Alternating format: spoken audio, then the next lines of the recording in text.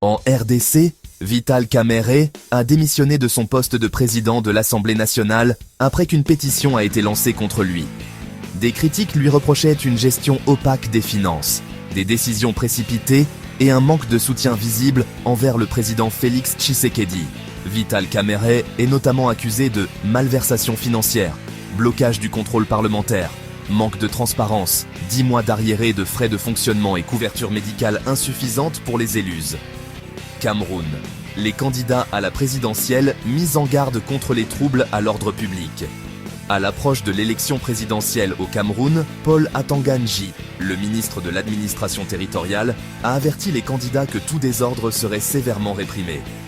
À 3 jours du début de la campagne électorale pour la présidentielle du 12 octobre, le gouvernement a mis en garde mercredi 24 septembre les acteurs politiques, notamment les candidats à ce scrutin contre tout trouble éventuel à l'ordre public.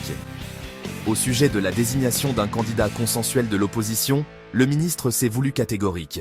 Ce candidat, s'il vient à être désigné, n'entraînera aucune conséquence sur l'organisation matérielle du vote. Le Mali, le Niger et le Burkina Faso se retirent de la Cour pénale internationale. Le 22 septembre, le Mali, le Niger et le Burkina Faso ont annoncé leur retrait de la Cour pénale internationale. Ce retrait de la Cour pénale internationale est justifié selon le Mali, le Niger et le Burkina, car il s'agit selon eux d'un instrument de répression néocoloniale aux mains de l'impérialisme.